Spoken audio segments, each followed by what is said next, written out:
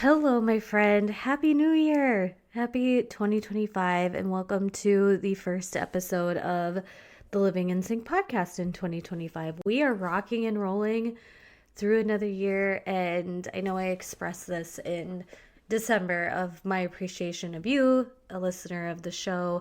If you could take a moment, click on the show, scroll down, and leave a rating. You'll see stars, and clicking on those stars leaves a rating of the show. And right underneath those stars is write a review. In your review, if you're like, what do I say? Just share with me your favorite episode topics. If you love the chit chat ones, if you love the topic ones, if there's more topics that you want to hear about specifically, feel free to pop in a question or a request for a podcast episode. And reviews really do help the show so much. So I really appreciate that. No formal intro today. Let's just start off the new year talking with one another. And the topic of today is some of the ins or outs for 2025, like things that I think we're going to see a lot in 2025 and things that we're going to be seeing less of or getting rid of. I used to do this predictions on social media around the new year where I would predict really what was going to be hot and trendy in the health and wellness space. Well, not all of these things are health and wellness related, and a lot of these aren't even. I'll probably talk about the trends that I think are going to actually happen, and I'm going to voice if I agree or disagree with them, and if there is a different and or better way, because we'll just dive right into it. And when I get to the part of which I'm prefacing, you'll know what I'm meaning and what I'm talking about. But my first prediction for 2025 is there is going to be an even more trust recession online. Right now, I think I know we consume the majority of our media, and when we get information, we are going to social media. And I know for me, even when I'm looking up something, I go right to TikTok because it is such a fast and efficient search engine. And oftentimes it populates an answer right at the top. And then there's tons of short form videos talking about and really organized well in the area of which I asked it a question. But I think with AI and AI generated things, I really think that people are going to start questioning. I don't know if I necessarily believe this online because I saw it. I think a lot of people are really seeing and understanding how certain camps, like influencer wellness culture, is actually missing the mark on so many things. And they're saying like, oh, doctors won't tell you this, but then doctors are actually coming onto social media now and saying, well, this is the actual science and evidence behind this. I was talking with my best friend yesterday about how I used to have a curated feed of holistic, natural girlies, lifestyle, wellnessy people. And then I remember seeing a doctor stitch a critique video of a wellnessy, holistic mom shaming the sugar content that was in Pedialyte and Gatorade, and why would we ever give sick kids sugar when they're sick? And this she prefaced her credentials. She's like, I am a ER pediatrician. I see kids that are needing blah, blah, blah, blah, blah. I'm not going to regurgitate what she said because the way she said it, the science she gave it, and she talked about how the body when sick needs sugar, and it's okay for them to consume a little bit of sugar. It's not actually the sugar that's so bad. And I was just like, oh my gosh, I remember even saying a lot of these wellnessy culture things. That's just one micro example, but these wellnessy culture things. And I'm like, there is literally no evidence. There's literally zero, none evidential reasoning behind a lot of it and whatnot. So I really think that there's going to be this trust recession on kind of having a filter of just because you saw it online, just because somebody was really, really adamant in saying what they were saying with their whole chest and with confidence, there's going to be this there's going to be this trust recession. And I know a lot of you guys aren't in the online entrepreneur coaching world, but I really think, and I think we saw this in 2024, that even online entrepreneurs who are creating digital offers, I think that there is a semi-trust recession going on in the self-help space, the online coaching and mindset work and that kind of stuff. I really just think people are more hesitant because even other entrepreneur friends, and once again, this is a very small micro group of just my own people and talking with kind of my own group of influence, where like we have invested a lot in courses and mentors and all of these things. And then when we're actually looking at what moved the needle forward for us, it was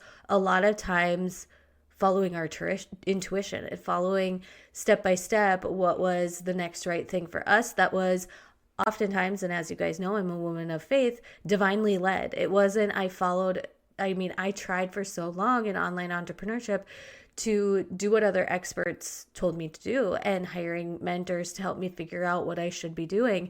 And then when I was like, no more, I'm just going to take it one step at a time. I'm going to try this and see if it works. I'm going to try that and see if it works. Oh, that worked. I'm going to do this. And here's the next right step. And here's the next right step. And in my business, following my own strategy, my own intuition, my own guidance, using my own intellect and my own resource, I have a really great grasp on what direction I'm going. And likewise, like I just think online course creators are going to start to see like they're just going to need a little bit more of a touch point than just buying online from somebody that they don't necessarily have a developed relationship with. And that's honestly, like, I know you guys heard my Beachbody episode, and I talked about how, like, in the beginning with Beachbody, it was all about building relationships with people and helping them achieve their goals. I really took it very seriously to try to help start somebody on a path and on a program that they were really going to enjoy the workout DVDs, because yes, I was a Beachbody coach when we were doing workout DVDs, and setting them up with workout DVDs that they were actually going to like putting into their DVD player and doing them. I was really into that side of sales. And that's still why with podcast production, I have an open calendar well, it's not completely open. It's certain days of the week that are open for people to book a Zoom with me so we can talk, so we can connect, so we can really get a good feel for each other. Because when I'm editing for somebody, I'm in their show, I am listening to their stuff. I want to be excited about working on their stuff. And I love the relationships. I love the client relationship part of podcast production. Like, I provide a service to these ladies. All of my clients are ladies, and I really love supporting them, getting to know them, knowing what's going on in like the ecosystem of their business and how we could really strategize podcasting in that. And so I really think like relationships is going to be so important. Second thing, and a whole episode is going to be coming out on this, is decluttering. This isn't new. I don't think this is a new thing for 2025, but I really think like in 2025, there's the recognition of like, we don't need to just keep buying things off Amazon. We don't need to just order it off Amazon because it can be here in 2 days. And, you know, like we see this really, really cool gadget. I think there's going to be more thought process in the consumption, which then will lead to less clutter just coming in. And I'm going to do a whole episode on tips for decluttering and spending less, and probably have some tips in there for really kind of keeping and maintaining our home, because I think we are in a really good place and system with it, and a healthy one in the sense of it is not perfect, but also I would feel comfortable with company being like, hey, I'm going to come over in 5 minutes. Like, it wouldn't freak me out. I would maybe do like a couple things to prepare, but that's partially because I am always on this mindset of maintaining the home and decluttering. So have you been thinking about decluttering? And if you are, make sure you are following the podcast to catch that episode when it comes out. It should be next week. The third prediction that I have that I think is going to be really hot and in the health and wellness space is personalized health testing. I think we're going to see more companies offering this. I think there's going to be new developments of different types of tests you can run. I know in 2024 was really when I started seeing people talking about testing DNA and genes and basing things off of what your DNA and your genetics are saying, and not just your getting your blood tested, which I have not done enough research to give you guys an educated answer on what do I think about these DNA or genetic testing. But I can tell you that in 2024, I did get my blood tested. And when I got my blood tested, I took the information that I got from my personal results, and then I started supplementing based off of what the blood work said, and I got rid of the things that it said I didn't need anymore, or that I wasn't lacking in, or I just did an evaluation with supplements of like, I don't need to be taking all of these things. Oh my gosh, I don't have that on the list, but I could go there in a tangent of the over supplementation. Like, just the over supplementation needs to be out in 2025, in my opinion. I think it is wise to be persistent, because oftentimes you're going to go to your first doctor and they're going to run your blood and they're going to say everything is looking fine. And this is kind of crazy. Remember, I'm not a doctor. I am a big sister type giving you a little advice, but you can download your blood test results, put it into ChatGPT and say, read this to me with the holistic and integrative health lens, and what recommendations would a naturopathic doctor make for me based off of these numbers, these results. And it's kind of crazy how AI can do that. And so I think you're going to really see a lot of different types of testing, and I am all for it. I am all for the specific approach to nutrition, supplementation, health and wellness. What I think needs to be out is the over supplementation. I think everybody needs to be on colostrum, everybody needs to be on this, and then there's people, having 8 to 10 different pills and powders that they're consuming every single day, and then it does have to filter through the liver and the kidneys and all of that. And I don't know, I think I don't know, my intuition is just saying that's not good to completely overload and overlog the system either. But I really do think you want to know your body and what your body needs. So I'm down for, and I saw personal benefits from getting my own results and then saying, based off of my results, these are the supplementation that these results are saying that would be really helpful for you. And I saw positive, because I would say up until this last year, 2024, I was just blindly being like, I'll take this supplement and see how I feel, and just testing things out and trialing things out. And I mean, I've talked about in my mental toughness Patreon episodes that creatine is one of the supplements that I've been really consistent with lately. And yes, we know it as for benefits for our muscles, but it has a lot of mind and brain benefits as well. And I don't think it's any coincidence that I really started being consistent with creatine over the summer. And then beginning of fall, my mind was just I am going to be sound and I'm going to be strong and I'm not going to let my feelings really waver everything that is happening in my day. And so I really do like the idea of personalized health being in for 2025. The next one is low screen time. I think low screen time is in for 2025. I think people are going to be on their phones less. I think we're going to see more people getting out in the real world.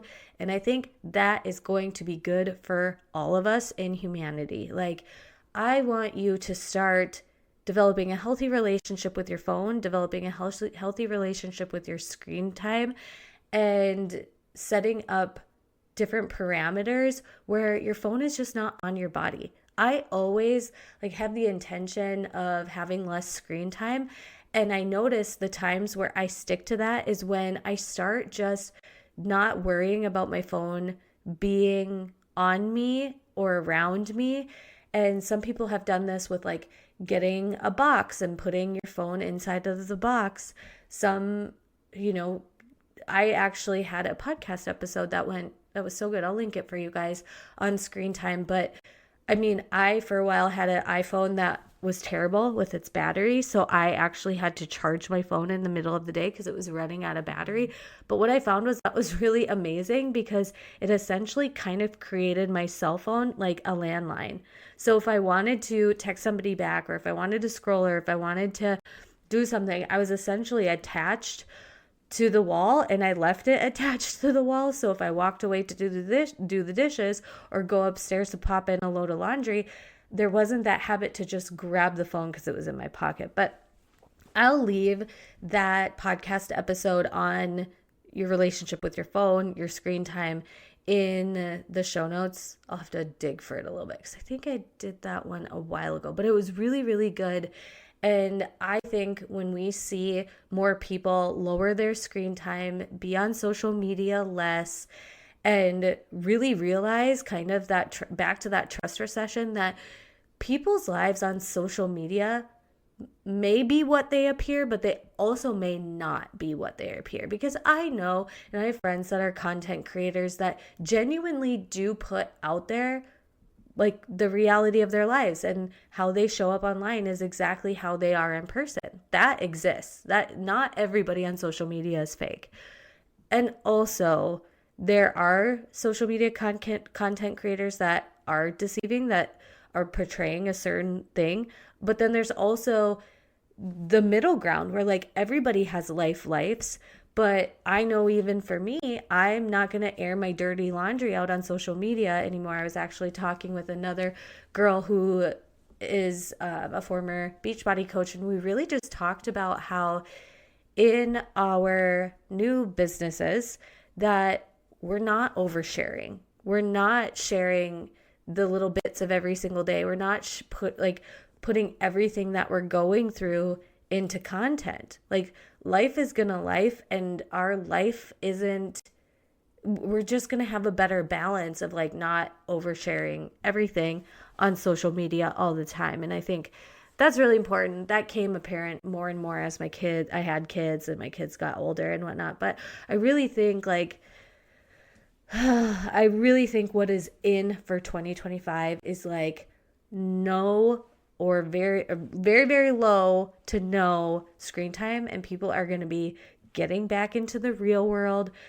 I mean, I've seen this even in online entrepreneurship, where they're talking about getting in community and meeting people for coffee, and even having the local relationships and being involved as a community member, even if you live in a tiny town in Minnesota like I do.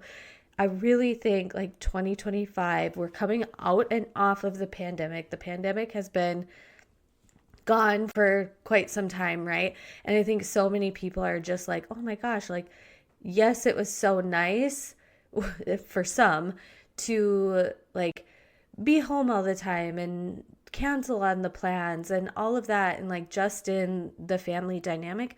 And also, it's really good to be in communities, whether that is craving a work environment community, or a physical town community. I really just think we're going to see people getting back into the real world and doing real world things instead of spending so much time online. And if you've never been in like the online space, online entrepreneurship, you might be like, well, no, like I've always kind of leaned into the like, I'm living in the real world. But I think I've been in the online entrepreneurship space so much, like so many of my clients and my customers and my mentors and my friends, they are not in like my local area, which I still like obviously love them so much and to pieces. But I really think like we're gonna see this, like I want like the tangible friend that I can meet up and go do workout class with, or meet up and go on a walk with, or spend some time with other ladies at a Bible study or church or this, that, what have you. Okay. And then I think, oh, this one. I really think that higher quality is going to be in for 2025. I know this is something I'm going to be doing myself. So I don't think everybody's going to be on board with this, but I'm really even starting to find that when I am doing kind of my seasonal wardrobe refresh, I'm looking at getting 2 to 3 things and getting them of higher quality. And so then they last. So then they are really well made. They're classic and they last. I mean, I even was walking through the mall yesterday and I was looking at the stores that are kind of like the fast fashion, the boutique, the trendy stuff. And I was just like, meh. But then I walked by like Loft and J. Crew and I was like, those stores are calling me in, because while those stores are also like retail and seasonal and whatnot, they're a little bit of a higher quality. I can definitely tell a difference between like the couple sweaters that I bought from Loft versus the quality of the sweaters that I bought from Amazon. I like my Amazon sweaters. I've linked them before. I'm not saying that they're bad, but I know that there is a difference in quality. And even in something like, I know this summer I'll need to get a new pair of denim shorts. And I'm also in the headspace of like, if I get one really good, well-made pair of denim shorts, like I know it can last me for quite a while. And I really think like higher quality jewelry, like I this was my epiphany in 2024, was I was looking even in my jewelry box and I was like, there are a couple pieces in here that I just love, and I hope that they're cherished and passed down. Obviously, I have boys, but like maybe my nieces, maybe my boys, if they get married and have kids or whatever, if there's ever like another really lovely woman in my life that I would love to pass my high-end jewelry down to, like I would love that so much, because I wear on my wedding band stack, I have my wedding band that I got married with, obviously.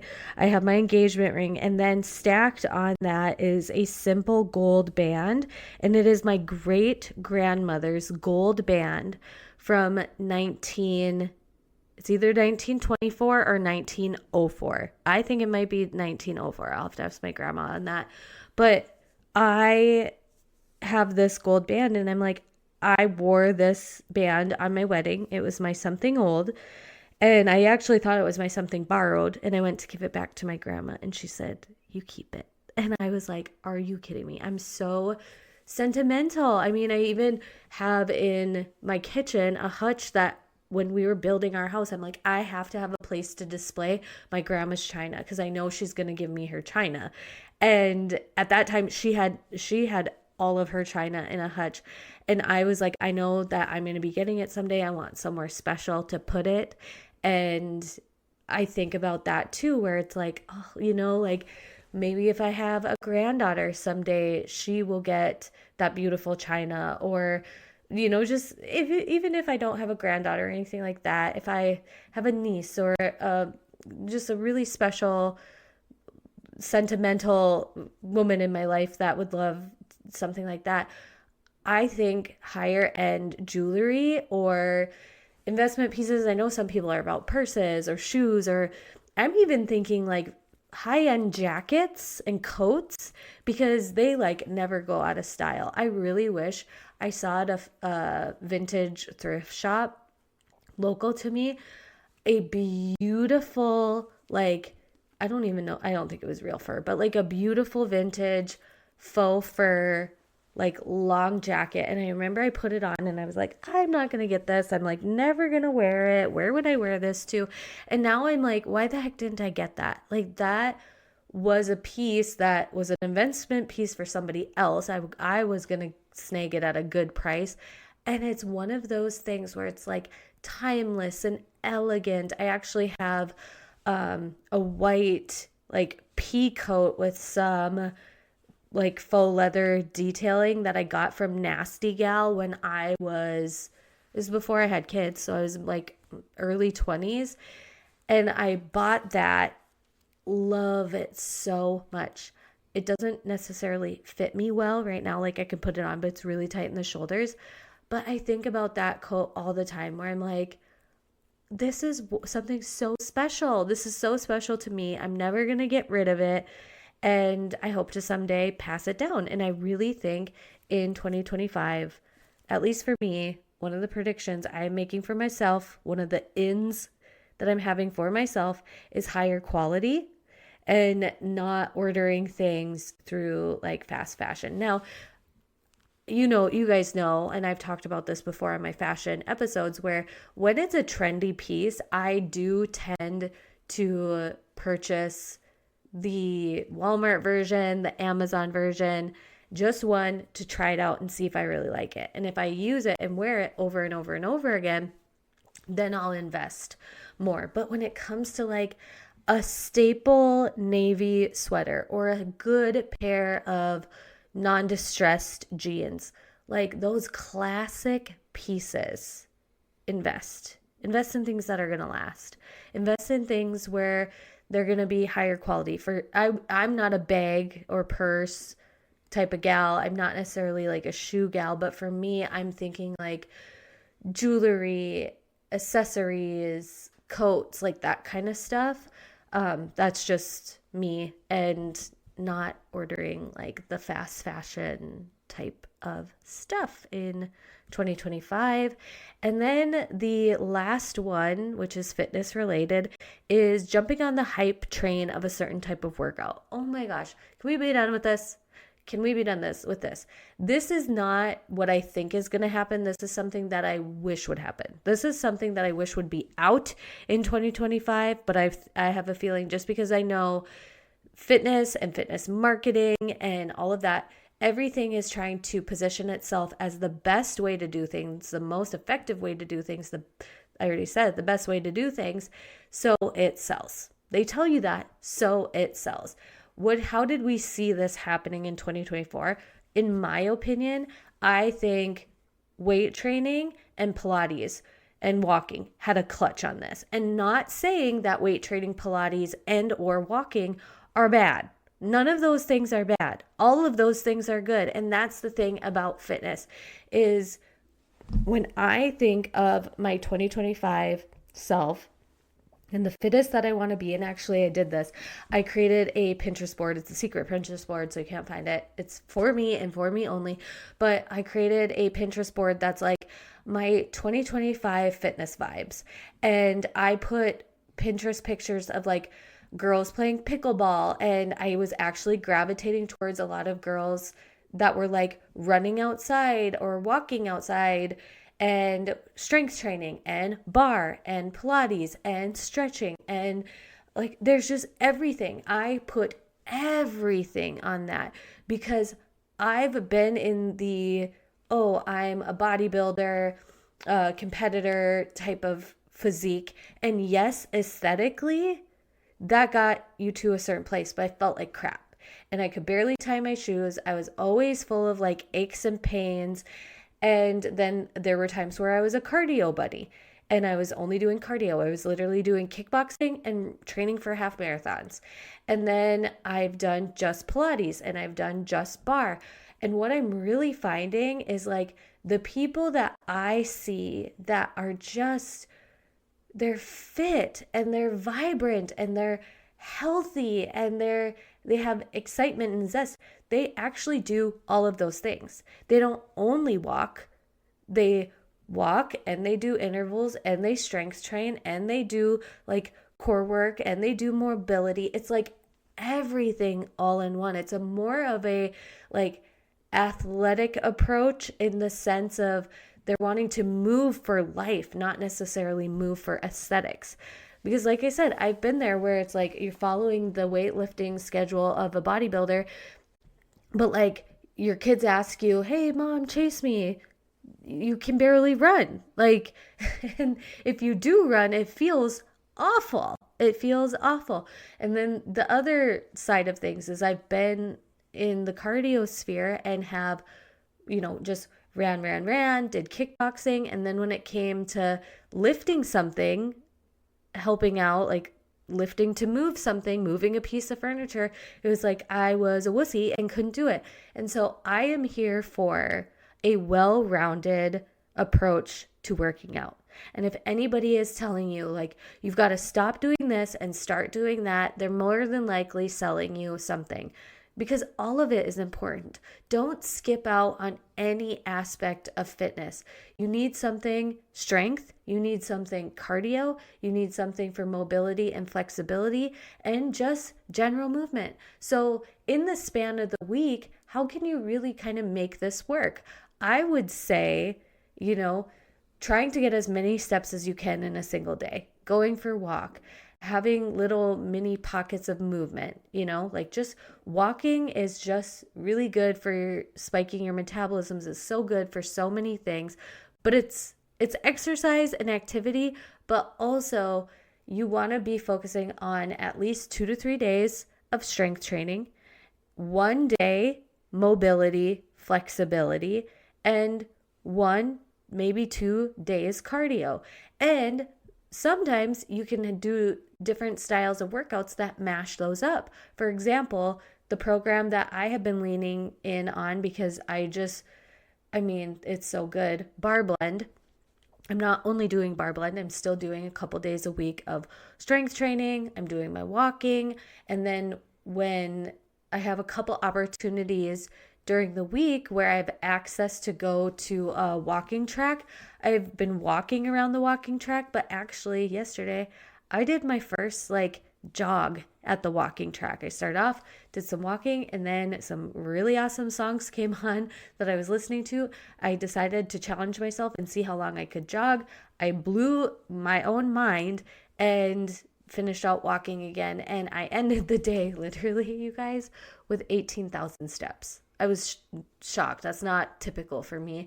But I now am like, okay, how can I do it all? And sometimes there's weeks where I'm like, oh, I did 2 lifting days, and then next week I did 4 lifting days, and I didn't do as much cardio than I did the prior week. And it all kind of evens out when you do something well-rounded. And like I was talking about bar blend is very much strength and mobility and also cardiovascular. So that one you can do forms of exercises that do more than one thing. And even as I'm saying that, if you're pushing yourself with strength training, there does come an element of cardiovascular if you're getting your heart rate up really, really high, if you're lifting really, really heavy weights. So it's kind of like what I recommend for people is, once again, kind of circles back to the personalized approach of health, is think about where you're at in your body right now. And if you were like, oh, I really wish I could just fill in the blank. So 2 years ago, I had the epiphany of I really wish I could run and keep up with my dang kids when I had a 5-year-old saying, Mom, chase me, or a 4-year-old saying, Mom, chase me, Mom, chase me, Mom, play tag. I couldn't run worth a darn at that time. I was strength training. I could lift him. I could still probably even lift him and throw him in the air at the time. but I could not keep up cardio wise. And since then, it's not like I stopped strength training and only did cardio. I just incorporated more cardio. And it was literally yesterday where I'm like, all of that has paid off, because in that 2-year time span, I've done everything from rollerblading to spin to increasing my walking, on and off running during the summer bouts where I set that as a goal, not consistent with running very much. But I'm like, man, now I could probably keep up pretty good with a game of tag. I probably could. You know what I mean?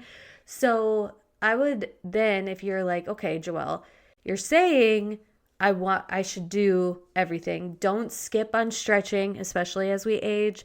I used to not think walking counted as a workout. It definitely does. It definitely does a lot for your mind, your body, and your stress. So that definitely counts. It all counts. Strength training, cardio, mobility, using those big muscles, using those teeny tiny muscles with like Pilates and bar type of stuff. Like, it's all good and it's all important.